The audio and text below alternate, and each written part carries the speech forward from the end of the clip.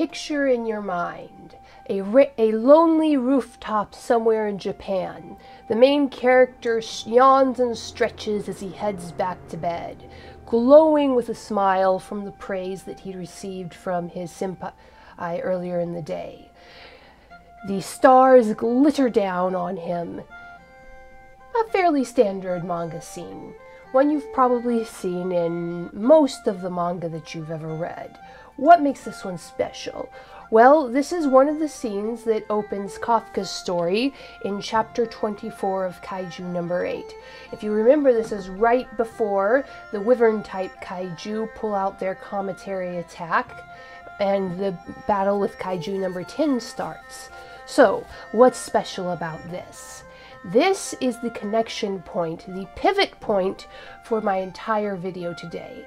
I did a previous video that described how this scene, this set of scenes at the beginning of chapter 4, tied together with chapter 1. Unbeknownst to me, this wasn't just the end of that connection, this was the beginning of an entire another set of connections, which we're going to go into in this video. So, why is this scene so important? I'll see you on the other side of the introduction to find out.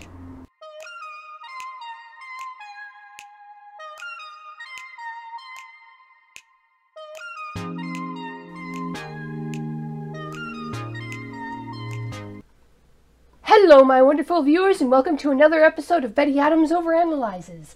Today we are going to step back and take a look at what makes Kaiju number 8 not just a good manga, but a great story. As many other YouTubers than me have noticed and noted, Kaiju number 8 seems like it would be a very paint-by-the-numbers shonen battle manga. Other than the fact that the main character is significantly older than most shonen protagonists, there's really nothing different or unique about this manga.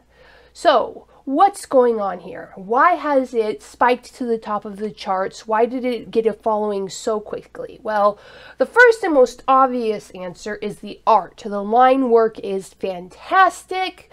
The character designs are great.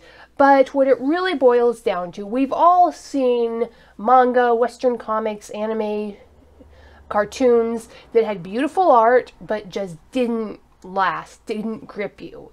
There's a lot of reviews start with, well, the art is good, but unfortunately that's the only thing. So, it's not just great art that makes a manga capture the attention of the public. You have to have good writing. And you have to go back to what I like to call the C.S. Lewis principle. In his book, Mere Christianity, C.S. Lewis talks about what a person has to be truly themselves, and he ties this into creatives.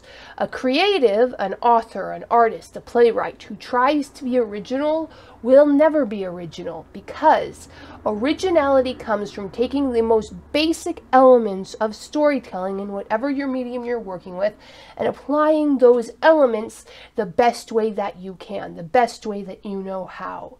There are only 8 original stories according to the old saw, and there are only so many different tropes, and you can find all of those over on tvtropes.com. You find the classic example is that you find almost the exact same trope in the Epic of Gilgamesh that you do in the first James Bond movie. This is because stories are a reflection of reality, taking reality and retelling it in an understandable, entertaining way. So there are certain limitations on any work of art. And what takes something and elevates it to a good or even a great piece of literature, a great story. And I, for one, do believe that Kaiju number 8 is a great story. Not just a good manga, it's a great story. One of those stories that's going to stand the test of time. And it's because the writing is excellent. Matsumoto is a great storyteller. And you could spend a lifetime talking about what makes a great storyteller. Why do we still go back to Tolkien, to Lewis? Why is there an entire genre of anime called Miyazaki? What makes these great stories? Again, there are many, many different things. One is understanding people and how people work emotionally, but another is how deeply is your story connected? Is there any extra fat in your story that needs to be trimmed off? So the basic rule of thumb for any story in any medium is everything in the story, every scene, every trope needs to be doing at least 3 things and needs to be connected to something in the future or the past of the story. And that is what this scene represents. That starry scene on the roof in chapter 24, where Kafka is just reaching up to stretch out and go throughout his day. The scene represents growth. He's proud of how far he's come. The scene represents other things. His relationship with Vice Captain Hoshina, and it represents it tells you a lot about Kafka's changing motivations, his main reason to keep fighting. Primarily, it was a moment that has connections. So, what are these connections and how do they tie through the story? So we're going to look at those 3 themes. Kafka's value to the Defense Force as a human being, not just as Kaiju number 8's host. Kafka's relationship with Vice Captain Hoshina, and Kafka's reasons to fight. So, starting back at the beginning in chapter 1, and we have Kafka's core wound showing up very quickly in chapter 1. It shows up in the night after he's done with his job, helping to clean up that kaiju that the 3rd Division neutralized. It showed that he really suffers because he questions his value, and he tries to tell himself that he does have value.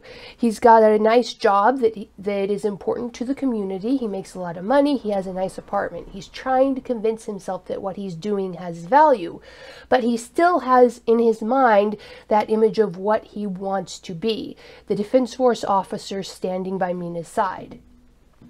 And he wants to be there by Mina's side. This sets up his relationship with Vice Captain Hoshina, where even though Kafka's the older, more experienced human, Vice Captain Hoshina is a far better Defense Force officer, and they are immediately set as rivals because Hoshina is the one currently in charge, holding that position of Mina's right-hand man.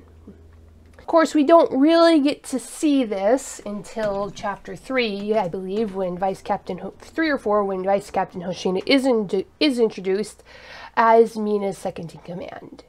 So, you have Kafka's his personal conception of his value that he's struggling with, his desires or his goals, which is to be Mina's right-hand man, which sets up his relationship with Vice Captain Hoshina. And then we have the 3rd element that we'll be looking at today. Now, this concept of tying the chapters together thematically and artistically and making the story to constantly reach back and touch previous chapters. This is the mark of a great story and a great storyteller. So let's look at, and there are so many different elements we could be talking about that have already showed up, but we'll be talking about 3 today, and the 3rd one is Kafka's reason to fight. There's a French word for that. I should know, but I don't. Can't think of it right now. But what is Kafka's reason to fight? When we first see him, it's pretty simple and somewhat selfish. He wants to be the one to stand by Mina's side. He wants to be there with his friend like they planned as children. And later on, as he goes on, he realizes that what motivated him to do that in the first place was that he wanted to prevent the people he loved from crying. And so he goes from a more focused, selfish motivation to a broader, selfless motivation. He wants to prevent people from being sad. He wants to ease the suffering in the world. He doesn't have huge plans to save the world or change the world. He just has the humble goal of wanting to prevent some suffering in the world. What he can do in his space. He wants to prevent people from crying. And all of this is really well established in basically chapters 1 and 2. It's introduced right from the beginning. Kafka's value, Kafka's relationship with Hoshina, and Kafka's reason to fight, Kafka's motivation. So now we jump ahead to chapter 65, and we see all of these themes in chapter 65 are going to be reiterated, restated, and they're going to be done in such a way that both in the story and visually represented, it's going to tie back to those original 3 themes in chapter 1. And for each of these 3 themes, you can trace a path through the intervening chapters where both artistically and thematically, these 3 themes are brought up again and again and again. And of course, they overlap and they tie into each other. In a word, this world that Matsumoto has created feels very real because everything is intimately connected, just like it is in real life. Now, it strikes me that I've already been talking for 10 minutes, and I probably can talk for at least 10 minutes on each of these 3 themes. Kafka's perceived value of himself, Kafka's relationship with Hoshina, and Kafka's reason to fight. So what I'm going to do is I'm going to give a very short summary of these 3 themes and how Matsumoto has masterfully tied them together throughout the chapters. So in chapter 65, we see Kafka openly discussing what he considers his value to the defense force. So let's do the first line, Kafka's value. And Kafka is thinking to himself that he has no value to the defense force outside of Kaiju number 8. He doesn't phrase it exactly that way. And this is one of those times when you love the story element, but you just want to scream at how dense the character is. Kafka, of course you have value, even without Kaiju number 8. Even assuming that the fact that you have a Kaiju in your body isn't what's suppressing your ability to use the suits down to 1%, even assuming that, you are still good enough that they accepted you as an officer, even with that crippling disability. So, let's go over that. Kafka is looking at active combat, getting out there and swinging his fists and punching monsters. And in that sense, yes, he as Kafka Haibino in a human body is nowhere near as valuable as Kaiju number 8. But it was going back to chapters 14 through 18. This is Kafka's first combat time as a cadet, when they went and fought the giant fungal kaiju that had burst up out of the ground. It was Kafka who had discovered the reproductive organs and foiled Kaiju number 9's plan. Had Kafka not discovered those reproductive organs, the 3rd Division might have easily been wiped out. There would definitely have been a lot of human life lost and a lot of damage to the city. Because, who knows, people might have even come out of the bunkers. They might have called off the evacuation before the reproductive organs started kicking in. It was Kafka, not Kaiju number 8, who had detected those reproductive organs. So that was Kafka's establishing his value. This kind of ties back into when Kafka is cleaning up when the story is showing Kafka's relationship to the defense force back in chapter 1, in chapter 2, you get to see how much his superiors value him.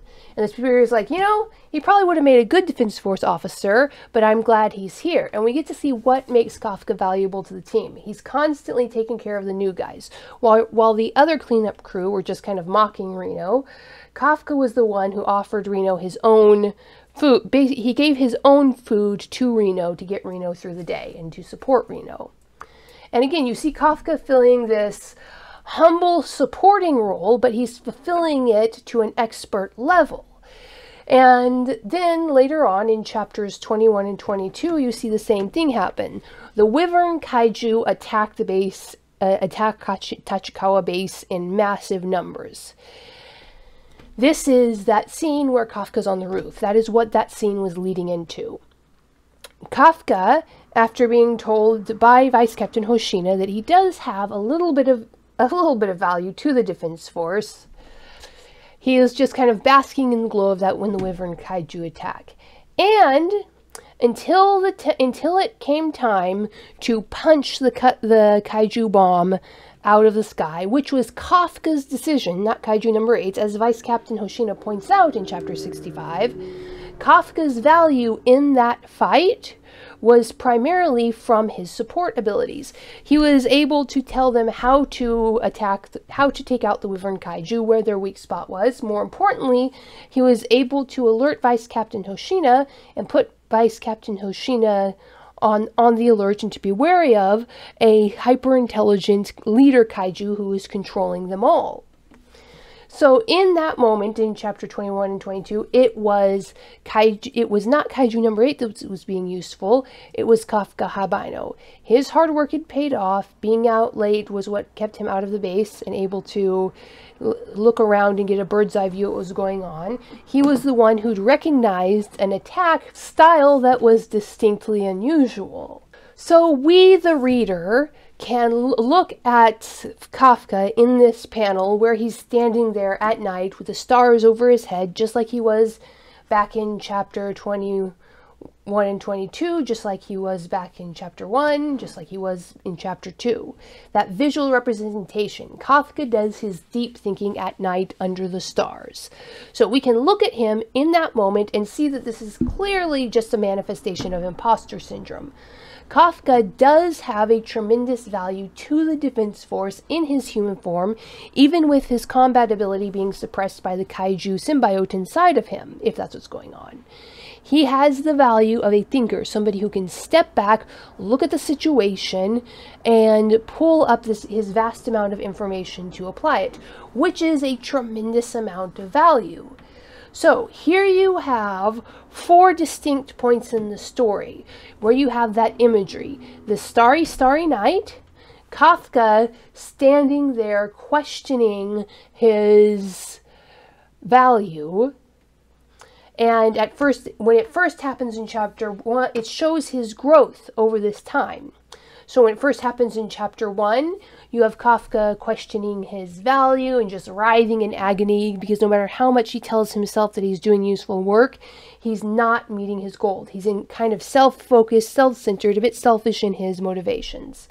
Then Reno comes along, pulls him out of it, and the next time we see this is in chapter 2 when Kafka and Reno are, or is it still chapter 1?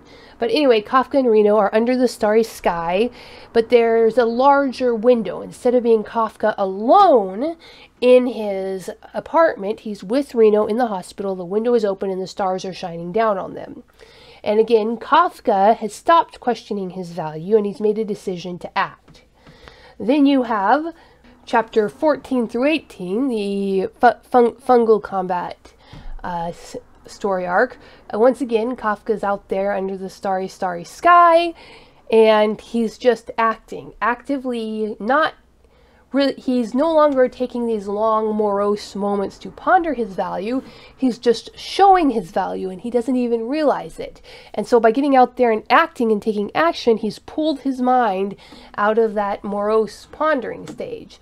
Then we have the scene in 23 and 32 where he's been reassured of his value, and again, he stops thinking, do I have value? He's like, and he becomes more active. I have to prove my value to Vice Captain Hoshina. Then it ends up with him, again, showing his value. Now we once more have that starry, starry night scene in chapter 65. And you have Kafka once more isolated and alone, but he's not enclosed anymore. He's not trapped in the apartment. He's still out there under the starry, starry sky, and Vice Captain Hoshina shows up and tells Kafka basically that he doesn't have to bring out Kaiju number 8 anymore, that he has value as a human being in the Defense Force, and that Kafka's makes a very humble, self-sacrificing decision. He's not going to insist on his own value as a person in the Defense Force. He knows that right now, because of the situation, one monster that can punch the snot out of the other Kaiju is worth a lot more than one defense officer who understands a little more than average about the average Kaiju. And as I expected, we're honing in on 20 minutes here, and I will have to save the other two themes, Kafka and Vice Captain Hoshina's relationship and Kafka's reason to fight, for 2 other videos. So tell me I clearly didn't have time to discuss the entire series, every single point where this theme of Kafka's value as a Defense Force officer has come up. Can you tell me any major occurrences of this theme showing up that I missed? Any major occurrences of the Starry Starry Night theme showing up that I missed? Leave a comment below the video telling me what you think about this theme of Kafka's value to the Defense Force as a person as opposed to his value as a weapon as Kaiju number 8. Hit that like and subscribe button, and peace out, my wonderful viewers. Humans are weird. We took a vote, and humans are weird. I have the data. 2 books in a series of human absurdity. Go check out these short story collections. What will our little green friends think of us when we finally do make it to space? Find out the answer in 2 books of human absurdity. Humans Are Weird, We Took a Vote, and Humans Are Weird, I Have the Data. Available on Amazon, Barnes & Noble, Kobo, and Google Play.